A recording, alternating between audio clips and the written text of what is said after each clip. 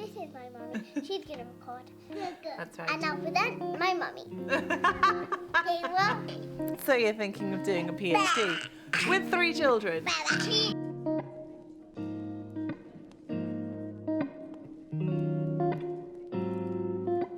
Something a little bit different today. Obviously, I chat to lots of people on Instagram, and a few people asking me about what it's like to do a PhD with 3 children. So I thought I would share that with you. You can see one of my 3 children. So that's Sam, he's the youngest.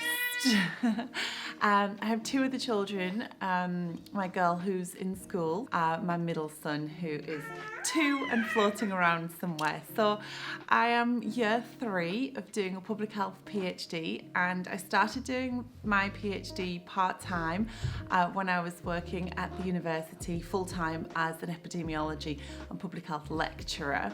I still give guest lectures both at my old university and at other universities, but I don't work full-time at the university anymore. So yeah, I try and fit my PhD in around my family life, obviously. So I am part-time, which means that I do have up to 7 years to complete it if I need it. At the moment, I am 3 years into my PhD, and it is challenging and it is a lot to do, and I could definitely be further along with my PhD. Obviously, if I didn't have a small family that takes up all of my time and my priority, but that's the balance of life, isn't it? So the way I work around my PhD, I utilise lots of project management tools. So I do a lot of things like project blocking, task allocation, calendar blocking, and I just utilise lots of project management tools that work for me. So if you've watched any of my videos, you can probably see all of the things that I do to set goals, to break projects down into smaller actionable items.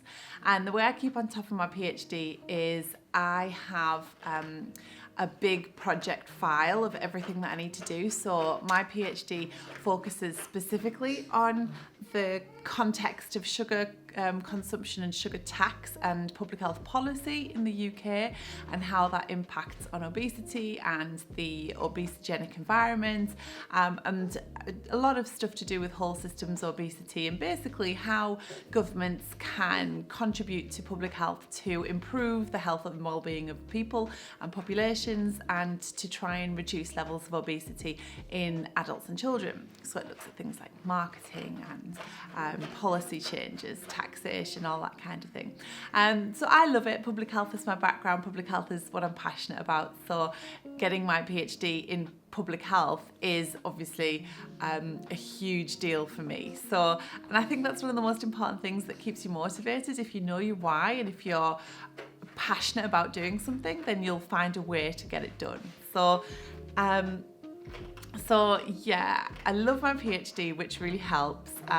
It is hard, and you do get to that point where it's a bit like, oh, actually, you know what, it is getting a little bit like there's a lot to do. Like, one aspect of my PhD is that I'm writing a systematic review, which needs a lot of focused time and thinking just to get the processes right, because there's lots of different softwares that you need to use to kind of make sure that that's all done as robustly as possible.